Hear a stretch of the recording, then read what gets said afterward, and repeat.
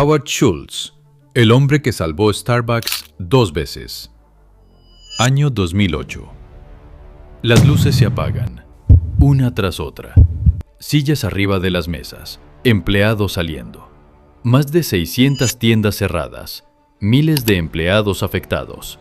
La marca que redefinió el café moderno estaba perdiendo su alma. En una oficina de Seattle, un hombre observa el reporte financiero. Silencio. Respira hondo. Ese hombre es Howard Schultz, el mismo hombre que convirtió una pequeña tienda en un imperio global. Y ahora podría ser testigo de su caída. La pregunta no era si Starbucks estaba en crisis. La verdadera pregunta era, ¿cómo rescatas una empresa cuando el problema no está en las ventas, sino en el alma del negocio? La respuesta empieza décadas antes, en un pequeño apartamento de Brooklyn, mucho antes del logo verde, mucho antes de Wall Street. Howard creció en viviendas sociales de Brooklyn, espacios pequeños, paredes gastadas, dinero escaso. Su padre saltaba entre trabajos físicos, conductor, obrero, repartidor. Nada era estable, pero hubo una escena que marcaría su psicología empresarial para siempre. Su padre sufrió un accidente, quedó incapacitado temporalmente, y entonces llegó el verdadero golpe. No había seguro médico, no había ingresos, no había red de seguridad, solo miedo. Howard lo observó todo, la frustración, la impotencia, la humillación silenciosa de no poder sostener a la familia. Si algún día construyo una empresa, nadie que trabaje conmigo volverá a sentirse así. Ese pensamiento no era ambición, era una herida. Y las empresas más poderosas muchas veces nacen de heridas profundas. Años después, ya como vendedor, Howard notó algo extraño. Una pequeña tienda en Seattle estaba comprando cafeteras de filtro en cantidades inusuales. El nombre, Starbucks. Pero esto no era el Starbucks que conocemos. No había frappuccinos, no había mesas, no había nombres en vasos, solo granos de café premium. Los fundadores originales, Jerry Baldwin, Seth Siegel y Gordon Bowker, estaban obsesionados con la calidad del grano. Howard viajó a Seattle y en cuanto entró, sintió algo distinto. No era solo producto, era ritual, era cultura, era respeto por el detalle. Aquí hay algo mucho más grande de lo que ellos están viendo. Aceptó unirse a la compañía, sin imaginar que pronto chocaría con la visión de sus fundadores. 1983. Milán. Este es el punto donde todo cambia. Howard entra a un bar de espresso italiano. El aroma del café recién molido invade el aire. El vapor silba como una locomotora elegante. Las personas no solo compran café, conversan, ríen, discuten negocios, coquetean. El café no era la bebida, era el pretexto social, una coreografía diaria, una liturgia urbana. Howard no vio una cafetería, vio un ecosistema emocional. En ese instante entendió que el café podía ser el escenario donde la vida cotidiana se convierte en experiencia. Estados Unidos no necesita más café, necesita un lugar donde pertenecer. Ahí nació la idea del tercer lugar, ni casa, ni oficina, un refugio intermedio. Howard volvió a Seattle emocionado. Propuso vender espresso preparado, mesas, sillas, experiencia. Pero los fundadores dijeron no. Para ellos, Starbucks era grano, no experiencia. Fue un choque de filosofías, producto versus emoción, tradición versus visión. Howard entendió algo brutal.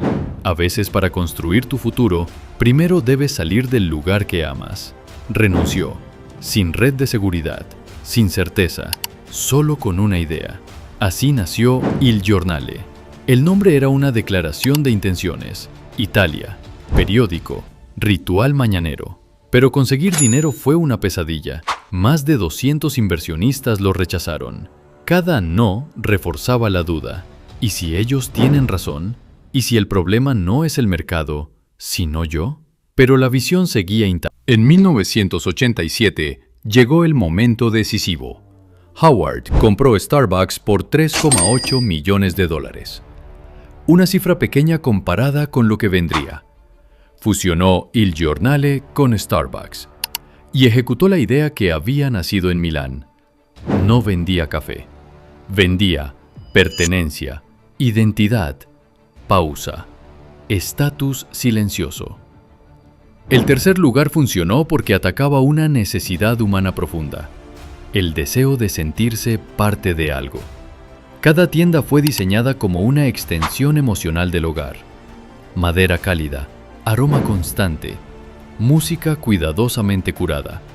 No era casualidad, era psicología ambiental aplicada al consumo. Y explotó. Seattle, Chicago, Nueva York, Tokio, Londres. Starbucks se volvió un idioma universal. Pero el éxito tiene una trampa. La expansión se volvió agresiva.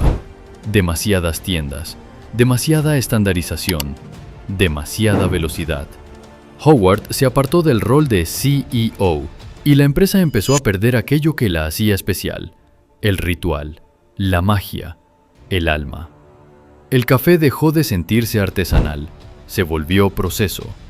En 2008 la crisis financiera golpeó y Starbucks quedó expuesta. Fue entonces cuando Howard regresó. No volvió como ejecutivo, volvió como guardián de la visión. Tomó decisiones dolorosas: cerrar 600 tiendas, despedir miles, reentrenar baristas, recuperar el ritual del espresso. Un día incluso cerró todas las tiendas de Estados Unidos por horas solo para reentrenar al personal. Wall Street pensó que estaba loco, pero Howard sabía algo. El verdadero activo nunca fue el café, era la experiencia. Y funcionó.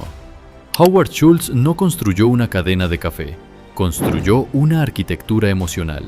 Transformó una bebida cotidiana en una identidad global. Y cuando todo parecía perdido, demostró que las marcas no mueren por falta de ventas, mueren cuando olvidan por qué nacieron. La gran respuesta a la pregunta inicial es esta. Schultz salvó Starbucks cuando recordó que nunca se trató del café. Se trató de humanidad, de pertenencia, de dignidad. La misma dignidad que le faltó a su padre en Brooklyn.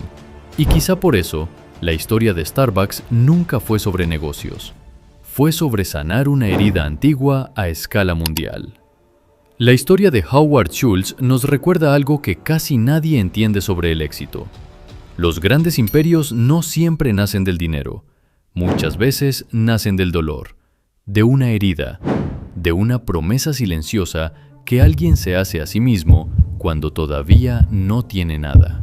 Howard no solo construyó Starbucks, construyó un lugar donde millones de personas encontraron una pausa, una rutina, un refugio entre el caos de la vida. Y eso nos deja una pregunta poderosa. Si una de las marcas más grandes del mundo nació de una idea tan simple, ¿qué idea llevas tú dentro que todavía no te has atrevido a construir? Déjamelo en los comentarios.